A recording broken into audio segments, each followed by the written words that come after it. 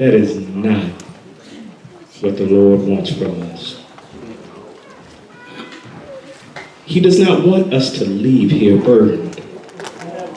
He does not want us to leave here in need of the same thing we were in need of when we got here. He's a God of provision.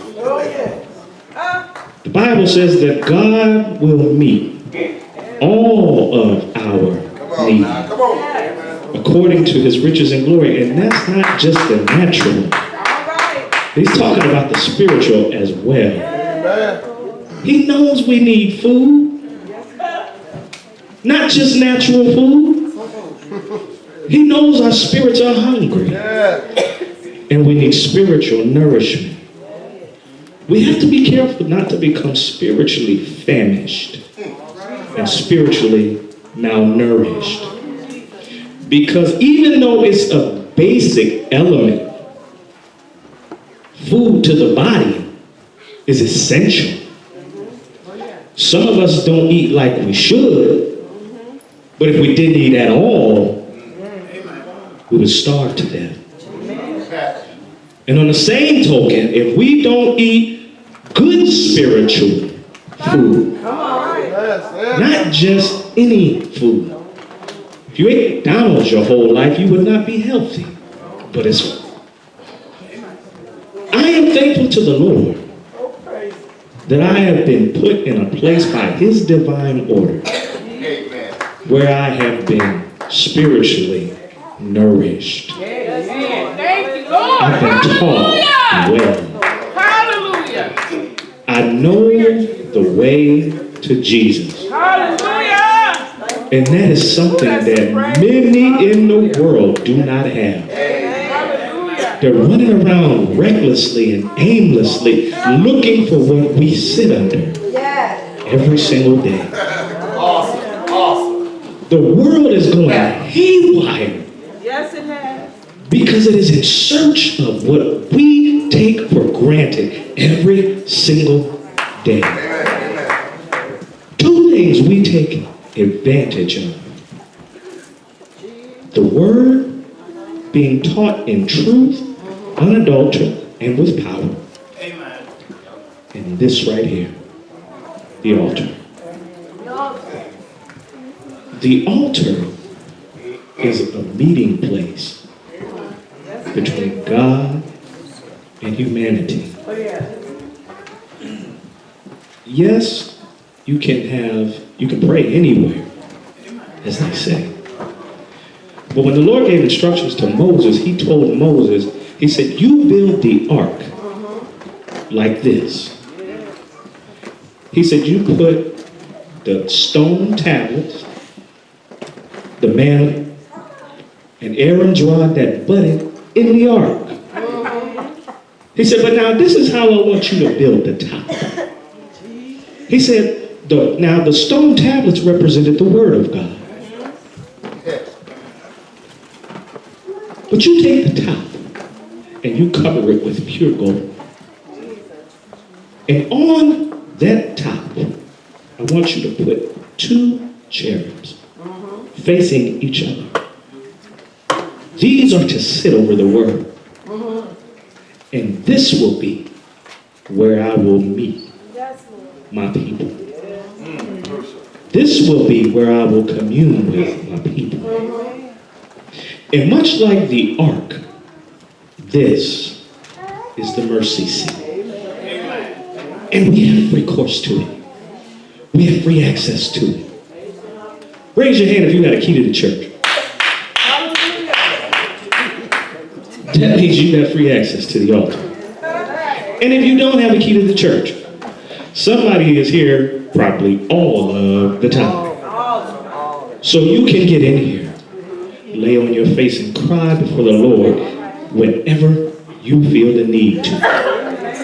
Many of us have been at 2 o'clock in the morning, 3 o'clock in the morning, needing to commune with the Lord and finding a place here on the altar. But I'm going to drop a bombshell on you. In the Old Testament, they could not do that. The only people who had access to the Holy of Holies where God dwelt was the high priest. And he couldn't just go in there all willy-nilly. There were certain appointed times throughout the year where he was permitted to go into the presence of the Lord. So if the high priest doesn't have free access to the presence of the Lord, and you do, you have something to praise God for.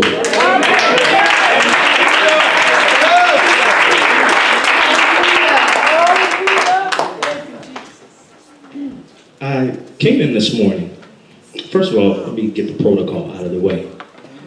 I want to give my pastor and my brethren in the gospel, Mr. Jones, he's not here, Minister William. I want to say that those two men did an incredible job and found it outstanding. Just remarkable. And we're on a group, it's the three of us. And when I text them, they responded. Couldn't have been any more than 5 minutes. Yes. Not let me check. Let me talk to people. Let me check myself. Yes. And I'm thankful to them for being obedient to the voice of God. A couple of weeks ago, also I want to give honor to my wife.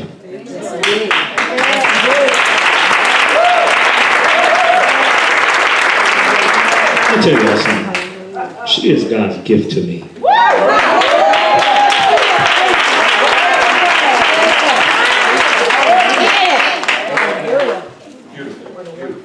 I have the opportunity, the privilege of experiencing all of the births of my children.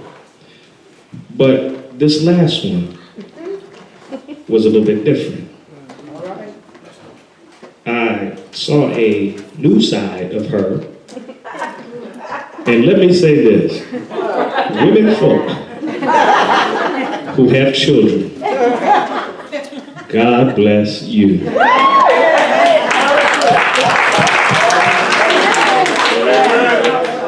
Wow.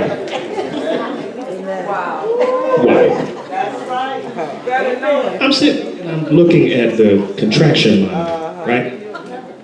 And the numbers on the contraction monitor go from 0 to 100. And I'm looking at her contractions as the paper is printed out. There were 9s, 100s. And I'm like, man, on the scale of the highest you can get on a contraction, you're marinating at 100. Good Lord. The nurses kept coming in and saying, do you want epidural? No. I don't want an epidural. Why? Because I want to make sure that I'm healthy, and I want to make sure my baby is healthy. After she declined the epidural, now she did this probably 5 times, Tiffany is a witness, she declined an epidural multiple times. I'm still looking at the contractions chart, and I'm telling you, no story. Some of those contractions, you know how it has a peak on it? The peak was only halfway on the chart. That means if there was a number for the peak of that contraction, it wouldn't be 100. We're talking 200. She took that like a soldier.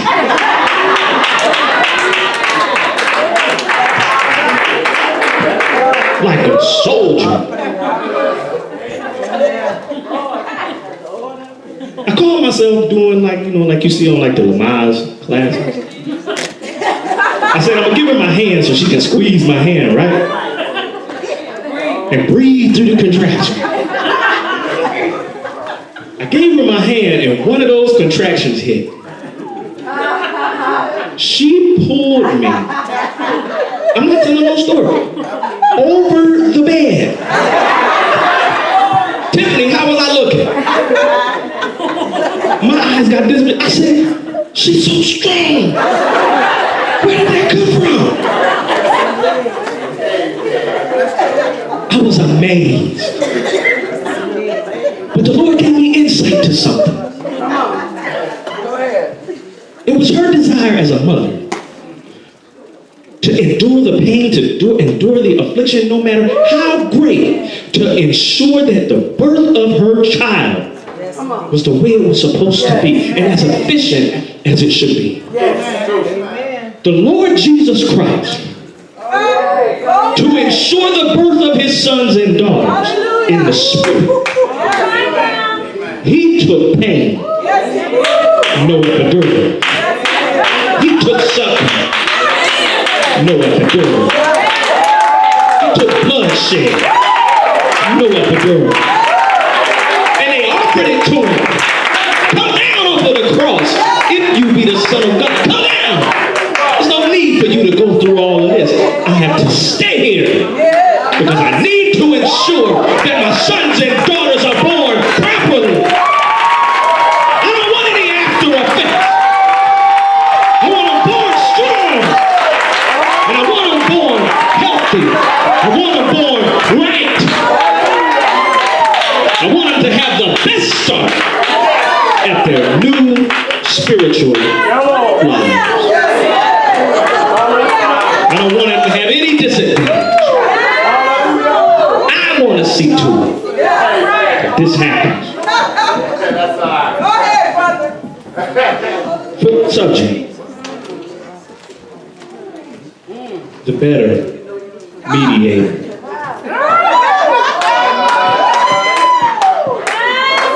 When I walked in Sunday school this morning, and I was listening, now I have to confess, I didn't read my Sunday school lesson. What did I tell you, Shamika, when I walked in? I said, that's my subject.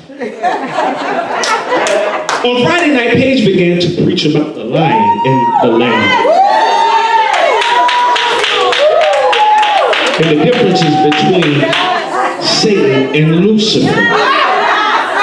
And he instructed us in such a way that you could not help but be equipped with more knowledge, more insight. You know how to fight the battle better now than you did before Friday night. Then on Saturday, last night, Minister Jones picked it up and he talked about that old roaring lion. He took a piece of what was preached Friday night, and we didn't talk to each other about what the Lord had given us. But the Lord tied those things together. And he ended his sermon last night talking about the mediator. And God gave me the subject about the mediator a few weeks ago. All I was doing was I was in the shower. And the thought came to my mind, give God glory. Give God glory. And I began to think about my life. Where God brought me from.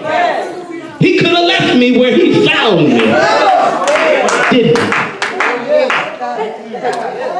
He didn't just reach down in the muck, in the mud, in the mire, and find me. I was beneath that. He found a manhole. And if anybody knows what's in the manhole, Elder Sanders,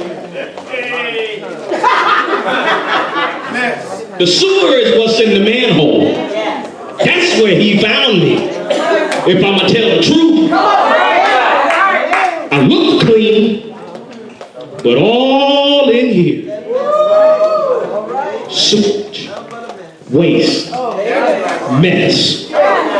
And the holy, righteous, omnipotent, omniscient, omnipresent, all-powerful, almighty God, who demands holiness, cleanness, uprightness, righteousness, stepped beside himself and reached his hand down in that manhole, pulled me up. Still got work to do. He's still cleaning. He's still delivering. He's still transforming. I may not be where I want to be just yet. But as the old adage goes, I thank God I'm not where I used. I'm a different person.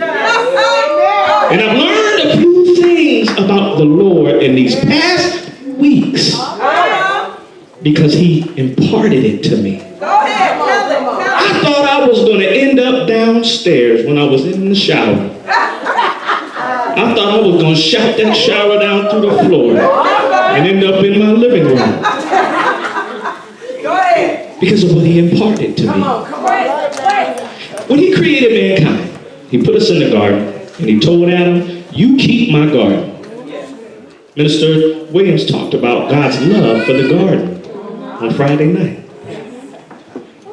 Man slipped up, listened to Eve, messed up, and caused a breach between God and man. A sin breach.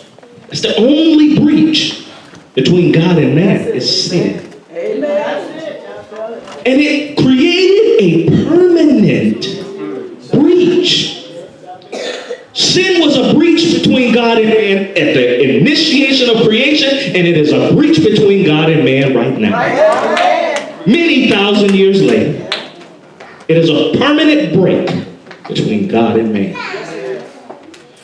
So God had to separate himself from man.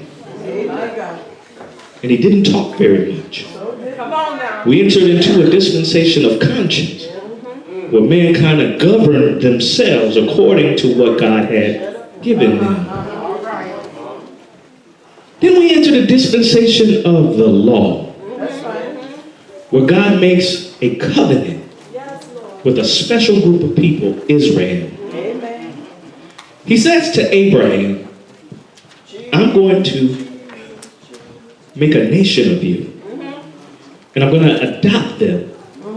They are going to be mine. And he does just that.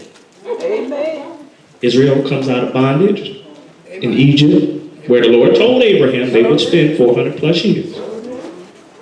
They come out of Egypt, go into the land that God promised them. But before they get there, God gives them a series of commands through Moses. Some call it the law. He gave a special group of commandments called the 10 Commandments. He gave those to Moses as well.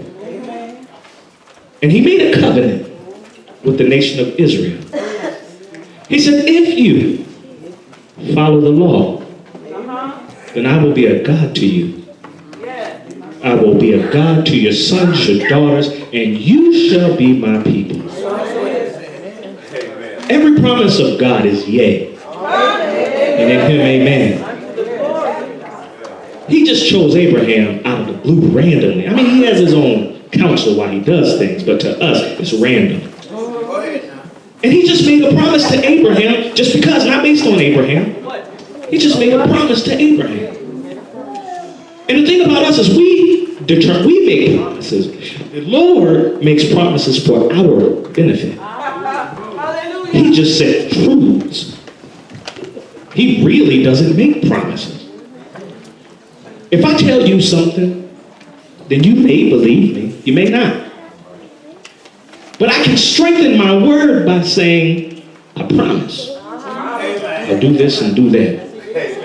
So the Lord, wanting us more to believe him, made promises.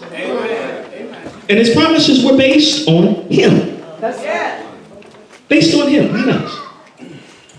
But the covenant is not a one-sided agreement.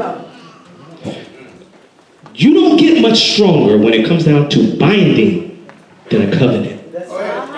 And a covenant is made, it's a contractual binding obligation between two parties. And if any of the parties flake on the covenant, it does not render the covenant null and void, but it just means you pay the penalty of what was discussed in the covenant. When you go to purchase a home or car or any type of bank loan you get from the bank, you sign an agreement, which is a covenant betwixt you and the bank that says, I agree to pay this much money at these intervals until this debt is satisfied. That is a covenant between you and the bank. If you flake on your covenant between you and the bank, they don't say, well, you flaked, so the covenant is now null and void. No, they enforce the covenant.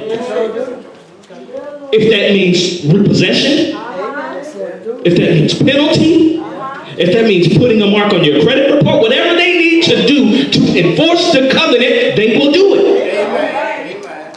And when God gave this covenant to Israel, he said, here's the law. If you obey it, you keep up your end of the agreement, then I'll be a God to you. If you don't, the covenant is still in effect, but you have to pay the penalty for breaking the covenant. That's how Israel ended up in exile. That's how Israel ended up captive to many nations. Some of it was chastisement, but a lot of it was because they breached the contract. And they needed to pay for breaching the contract.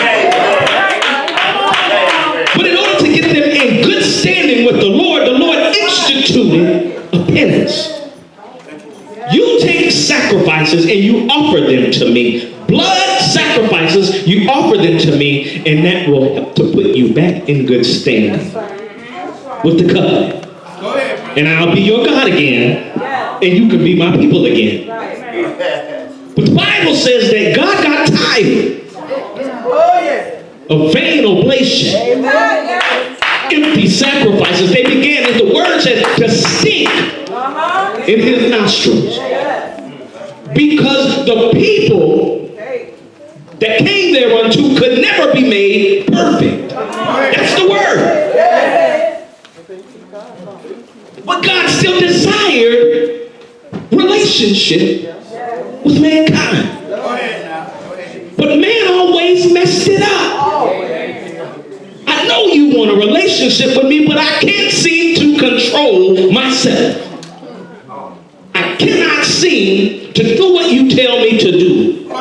David said, in sin was I born, and in iniquity did my mother conceive me. That means that I can only do what I was born to do. Sin.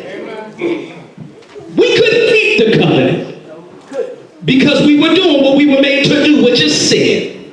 Not that God initially created us to sin, but because Adam, our father, fell at the instruction of his wife, that rendered a permanent defect, a permanent disability in our DNA. We call it flesh. Carnality is enmity against God. It's a separation from God. And as long as you walk in the flesh, you will obey the lust thereof.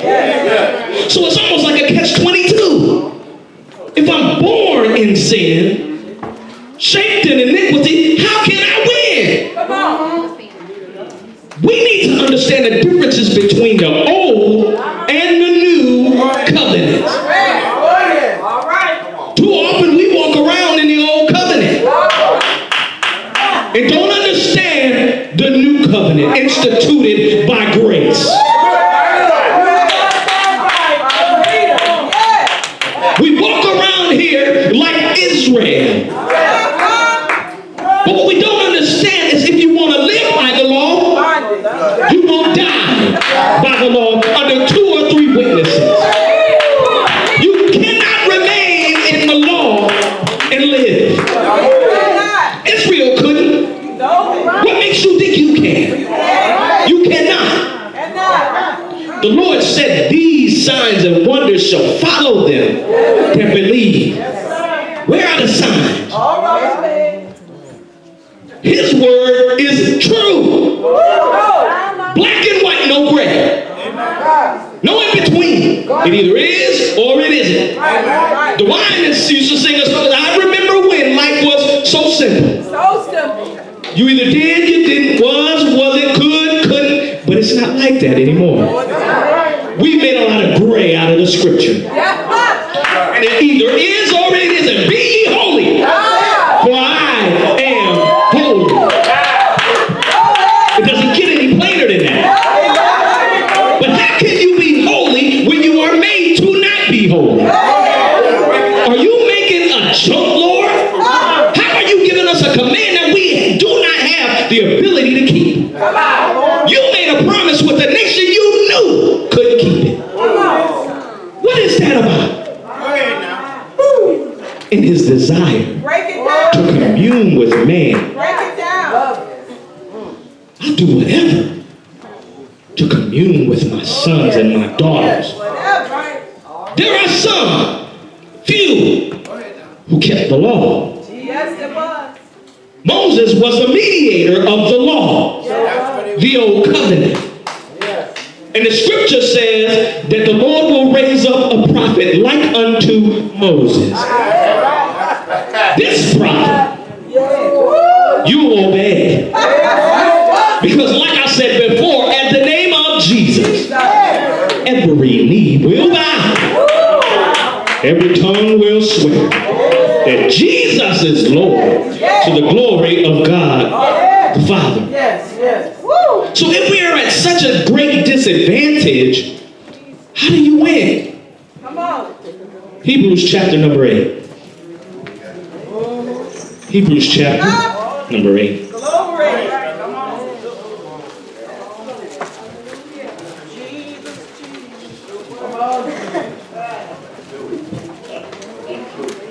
Hebrews chapter number 8.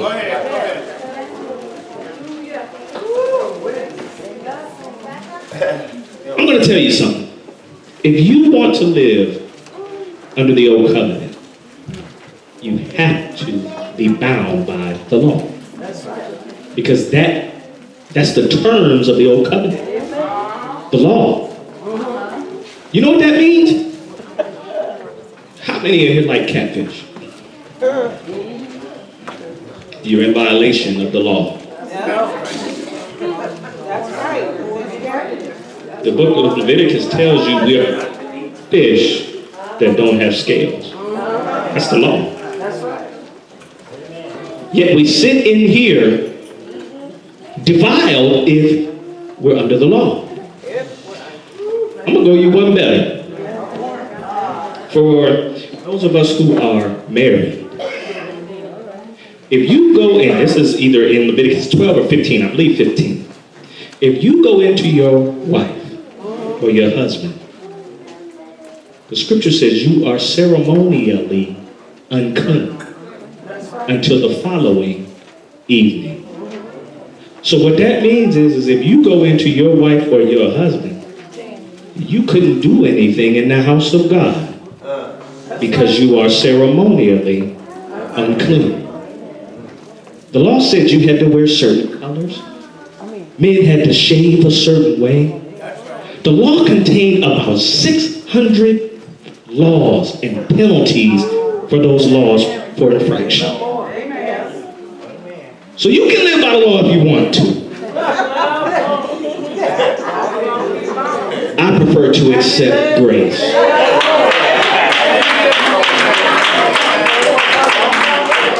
Does that mean we're not bound by a law? Absolutely not. How is it that we're made in sin, but then Paul turns around and pens in the book of Romans, chapter number 6, verse number 1, know ye not that you cannot sin? Shall we continue in sin that grace may abound? God forbid.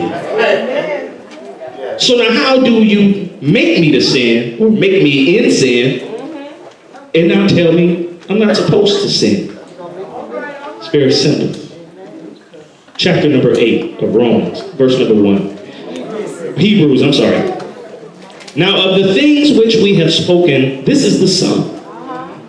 We have such a high priest who is set on the right hand of the throne of the majesty in the heavens, a minister of the sanctuary and of the true tabernacle, which the Lord pitched and not man.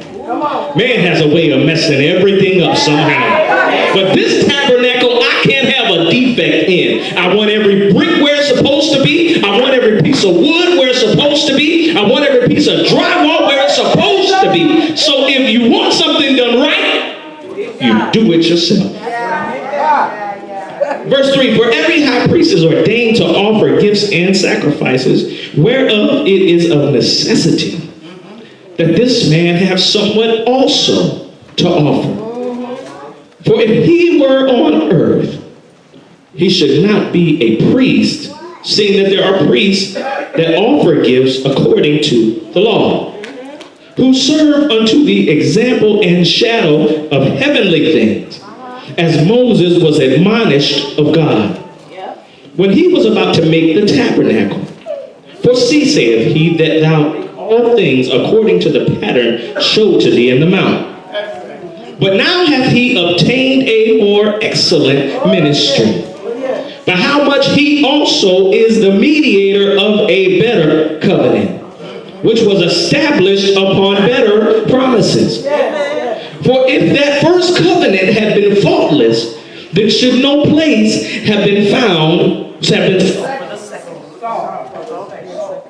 for finding fault with them, he saith, behold, the days come, saith the Lord, when I will make a new covenant with the house of Israel and with the house of Judah, not according to the covenant that I made with their fathers in the day when I took them by the hand to lead them out of the land of Egypt, because they continued not in my covenant, and I regarded them not, saith the Lord. Like I said, if you didn't follow the law, then he enforced the law. I'm not going to be a God to you. Verse number 10. For this is the covenant that I will make with the house of Israel after those days, saith the Lord, or the church. I will put my laws into their mind and write them in their hearts, and I will be to them a God, and they shall be to me a people. And they shall not teach every man his neighbor and every man his brother, saying, know the Lord, for all shall know me from the least to the greatest. For I will be merciful to their unrighteousness, and their sins and their iniquities I will remember no more. In that he saith, a new covenant he hath made the first old. That's the word. I didn't say that. A new covenant he hath made the first old. Now that which decayeth and waxes old is ready to vanish away. The problem is we are too busy running around trying to resurrect an old covenant. What does that mean? When Martha